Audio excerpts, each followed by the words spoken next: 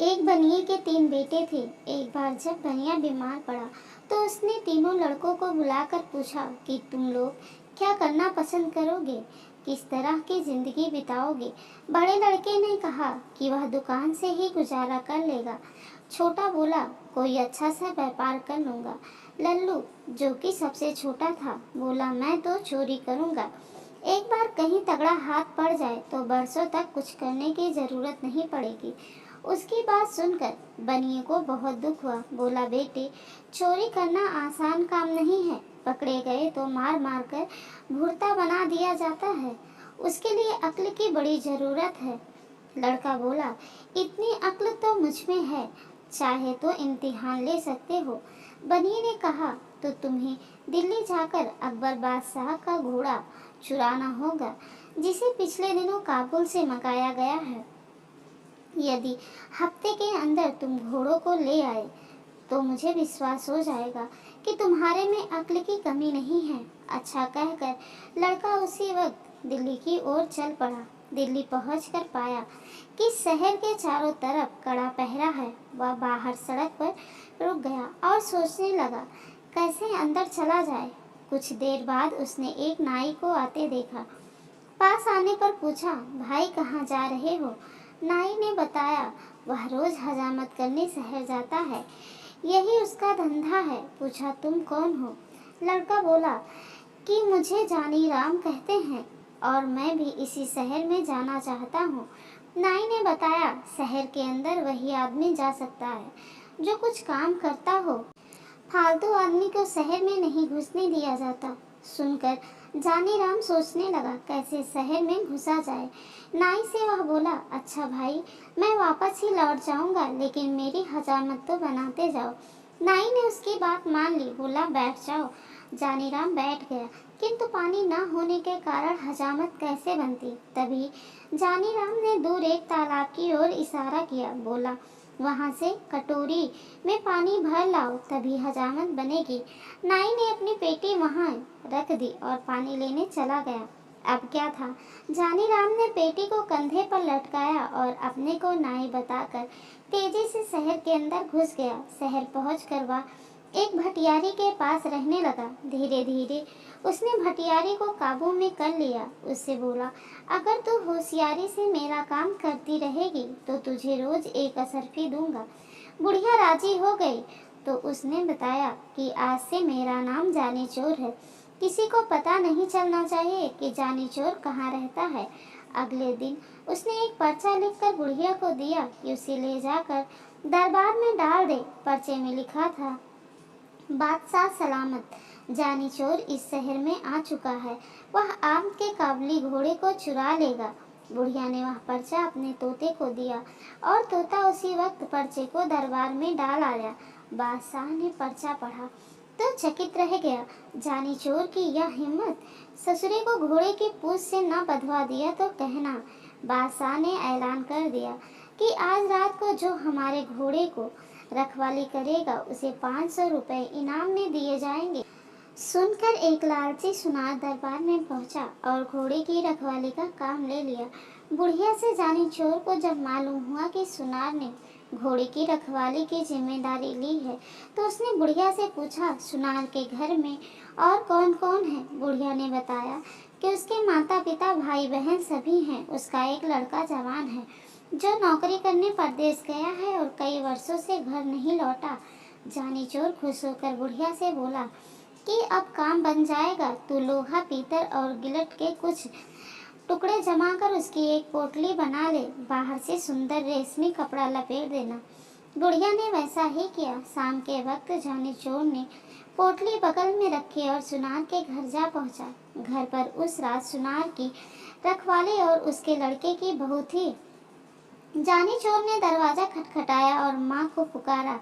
सुनार की घरवाली बुढ़िया हो चुकी थी, आंखों से साफ साफ दिखता न था। आवाज सुनते ही उठ बैठी, बहू को भी जगा दिया। अरे मेरा सुमेर आ गया, बहू उठ, देख तो इतने दिनों के बाद सुमेर लौटा है। बहू भी उठ खड़ी हुई। माँ ने बेटे को गले लगाया, बोली अब तो तेरी आवाज रंग रूप सब कुछ बदल गया है मेरे लाल। हाँ माँ, 12 वर्ष में तो तुम भी बदली बदली सी लग रही हो। पास ही बहू घूंघट काढ़े खड़ी थी। जानी चोर ने पिता के बारे में पूछा। मालूम हुआ कि आज पहरे पर गए हैं। शहर में जानी चोर आया है। वह बादशाह के घोड़े को चुराना चाहता है। रात में बहू ने बढ़िया खाना बनाकर उसे खिलाया। माँ अपने कमरे में सो गई। वह भी बहू के साथ कोठे पर जा पहुंचा। देर तक उन दोनों में बातचीत होती रही। अंत में बहू ने पूछा, अपने माता पिता के लिए तुम बहुत सा रुपया कमा कर लाए होगे, मेरे लिए भी कुछ लाए हो? जाने चोर मुस्कुराया और पोटली को खनखनाता हुआ बोला, यह देखो, इस बार तुम्हारे लिए बहुत कुछ लाया हूँ। उन चीज़ों से भी बढ़कर है जो कि तुम अपने मायके से लाए हो। जरा लाना तो उन चीज़ों को इनके मुकाबले की है भी या नहीं। बहू बहुत प्रसन्न हुई। उसने सारे जेवर लाकर रख दिए। तभी उसे याद आया, बोली, अपना 9 लखा हार तो मैं लाई नहीं, वह दूसरे कोठे पर रखा है। ठहरो, उसे भी लेकर आती हूँ, कहकर वह दूसरे कोठे पर जा पहुंची। जानी चोर ने सोचा कि भगवान ने उसे अच्छा मौका दिया है, इसे खोना नहीं चाहिए। उसने संदूकची उठाई और 4 दीवारी से कूदकर चंपत हो गया। सारा जेवर लाकर उसने भटियारी को सौंप दिया। अगले दिन घर लौटने पर जब सुनार को इस बात का पता चला तो उसकी बोलती बंद हो गई। कहाँ 500 के इनाम मिलने की खुशी थी और कहाँ हजारों की चपत पड़ गई। उसने सोचा कि यह जानी चोर का ही काम है। वह रोता तड़पता बादशाह के दरबार में पहुंचा और अपनी कहानी सुनाई।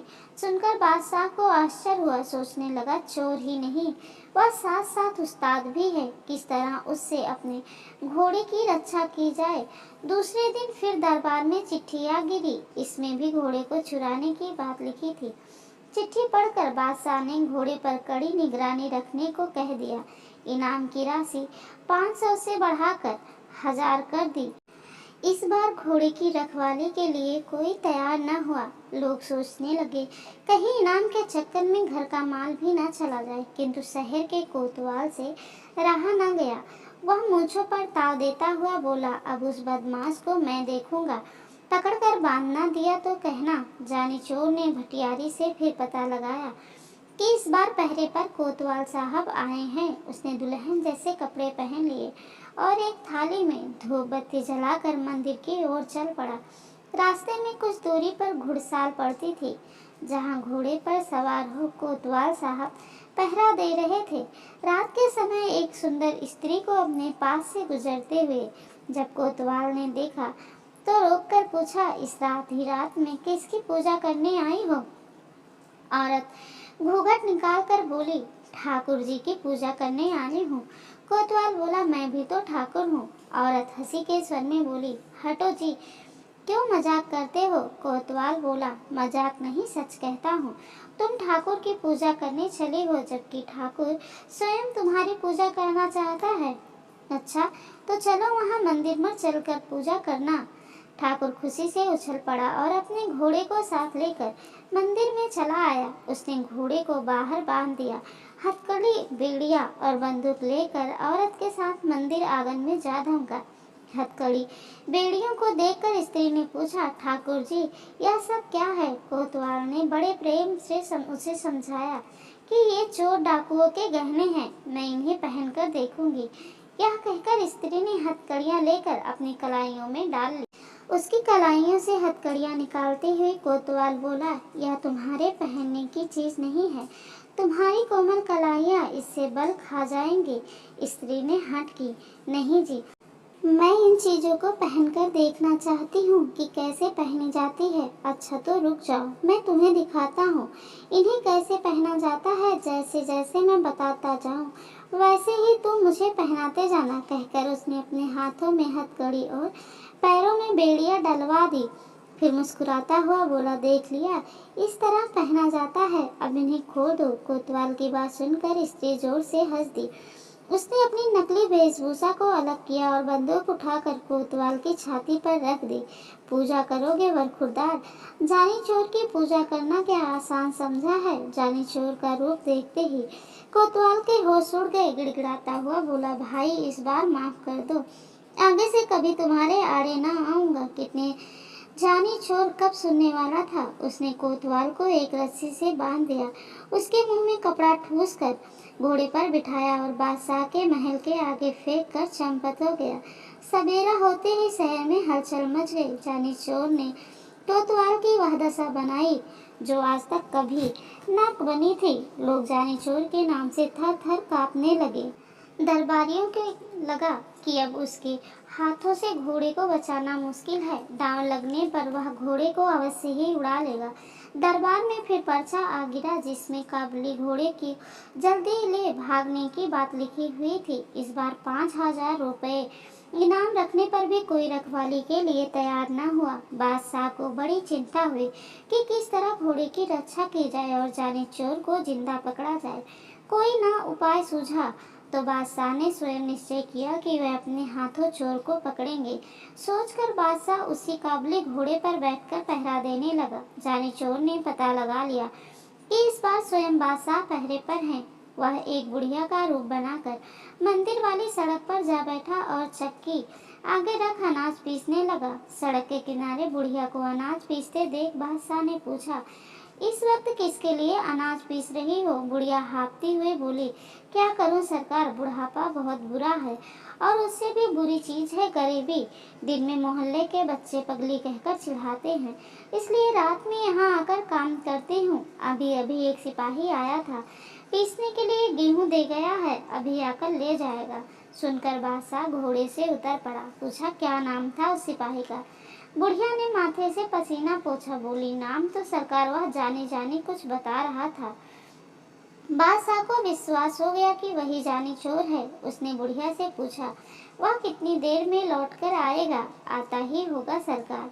बादशाह ने सोचा, चोर को पकड़ने का इससे अच्छा मौका नहीं मिलेगा। वह बुढ़िया से बोला, तू मेरे कपड़े पहन ले और मुझे अपने कपड़े दे दे ताकि मैं उसे पकड़ लूं। वह सिपाही नहीं चोर है, मैं उसे पकड़कर बादशाह के पास ले जाऊंगा। बादशाह ने उसे अपने कपड़े पहनाकर उसे मंदिर के आंगन में भेज दिया। साथ ही अपना काबुली घोड़ा भी उसके हवाले कर दिया। स्वयं उसने बुढ़िया के फटे पुराने कपड़े पहन लिए और सड़क के किनारे बैठकर चक्की घुमाने लगा। हाथ में घोड़ा आते ही जानी चोर फूला न समाया। वह तुरंत घोड़े पर चढ़ा और एड़ लगाते हुए बोला, बादशाह सलामत, तुम चक्की पीसते रहो। जानी चोर यहाँ भागा। बादशाह ने आवाज सुनी तो कलेजा धक रह गया, हाथ से चक्की छूट गई। वाह रे जाने चोर, तू तो अक्ल का पुतला निकला। उधर जाने चोर बदमाश की पोशाक में घर पहुंचा तो बनिए को विश्वास हो गया।